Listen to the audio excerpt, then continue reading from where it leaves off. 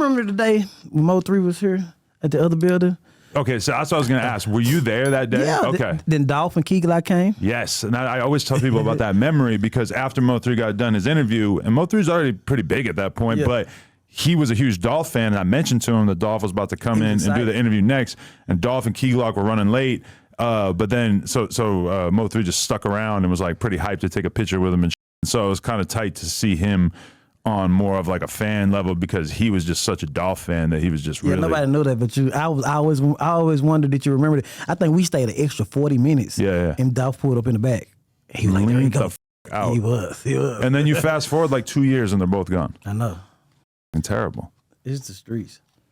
They blame Empire, but they're stupid. So crazy. I mean, Empire, if anything, they just take their chances, or their business model incorporates a lot of dudes who are high risk, let's say. Right.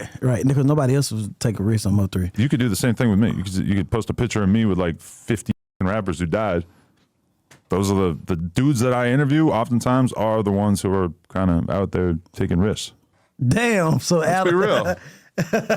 Right. Same with you. If you manage 100 artists during your career, I mean, from what I've seen from you so far, they tend to be more street artists. So nah, I'm done with that. You're over that. I say that every time, but like I told, man, it's, I rode around with Charleston White for a little bit, and it f***ed me for a year. How long was that? That was 2022. Why'd you roll around with him? I thought he was a good person. I thought he could help me get good with the community. Okay. And we kicked it for a minute. We went everywhere around the world, and then I was there when he was a Soulja Boy. Then we went to Rolling Loud. Where he maced him. Yeah, he maced him. Then I went to Rolling Loud. Then I went over there with Dirk, with him. And I started realizing that nobody get on Mo3 album for free because of Charleston White. Oh. So I try to cut ties with him. That's how I met Mama Duck. Mama Duck came to my house. I tried to cut ties with him, but then everywhere I went, everybody was like, "Where Charleston at? Where Charleston at? Where Charleston at?" So I called Dewberry. I said, "Say, tell that don't mention no Mo3, or I'm gonna end his whole career." 3 days later, Mo3, this, that. Let the whole world know he ain't with me. Now everybody start calling my phone, getting no Mo3 album for free. Really? Yeah. What the I control him.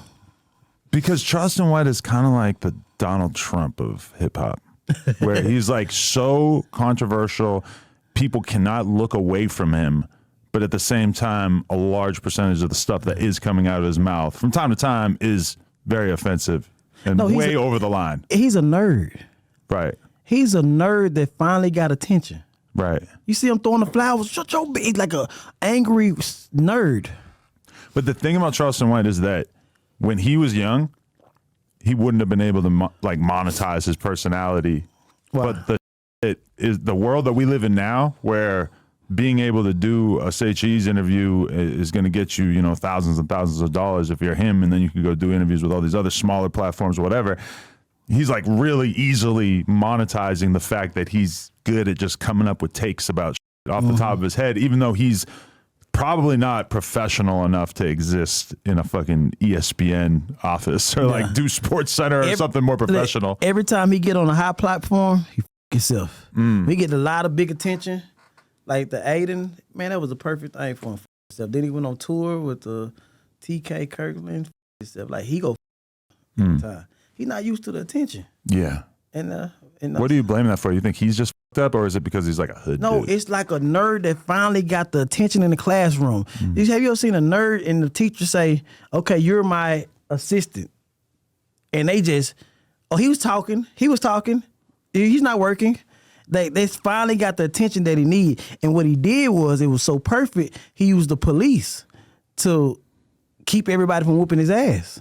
So by saying that he would snitch, they keep everybody out. Stops a lot of the real gangster dudes from even thinking about it. He done got beat up twice this month. This month? I thought it was just the one time. No, in the barber chair. Oh, yeah. They came there and whooped his ass. So he's really a target like that? Yeah, now he is, because now they know he can get touched. See, at first they left him alone. Charleston will walk past somebody and they'd be like, "Oh, I'm gonna leave him alone. He'll call the police." But not knowing, in Texas, the police is really trying to take him to jail. They don't with him. No, they trying to take him to jail. Why?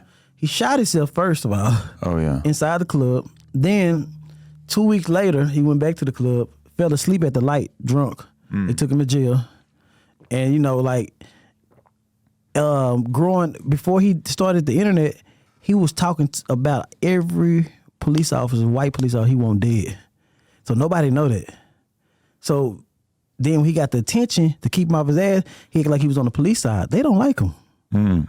I went to going to high schools. We started going to high schools. Me and Sean Cobb was going to high schools with him. We went to one middle school. After we left the middle school, the parents were calling. Don't allow him up there no more. Little girls' daddies were calling. Then they finally said he's no longer allowed in Fort Worth school districts. Did he do anything at the school, or was it just because of his past comments? Past comments and the things that he do. Like I said, he's a nerd. So he never ever got the attention he wants. So, he in the hallways interacting with the kids. Come on, man, you're a grown man. Right. Because I remember realizing how bad it was for him when Academics booked a live show with him in New York City. And I'm pretty sure it sold out instantly, which says a lot about his star power. But then pretty quickly, his comments about Asian women, like China Mac, pushed those comments to the surface and told people on his Instagram story to contact the venue and stuff. And boom, the show's canceled. He's basically like blacklisted from doing anything with these big professional booking agencies, I believe. Yeah, but y'all created this monster. The world created this monster. For the record, I tried to interview him, and his commentary was basically like, "I don't like white boys who love black dudes." About me, he's like, "That's not my kind of white boy," which I thought was hilarious. He's like, "I like my white boys a little racist," something like that. And I was like, "Well, I mean, I guess I'll take it." Do people call you the police? A little bit here and there, Why? Because I'll just ask the craziest question ever, just to some shit that I know the dude is not going to answer, and then they won't answer, but it'll be like a funny moment where we're both kind of laughing about it and just like that, and then people try to act as if I thought this dude was really going to tell me. I'll be like, "So you really put a hit on so and so?" And it's just funny because it's like if it's already out there, people already have mentioned this kind of thing or whatever, they're obviously not going to answer seriously. They're just going to laugh, and it's going to be like a moment. Have you ever asked somebody that? I don't think I've actually asked that, but along those lines.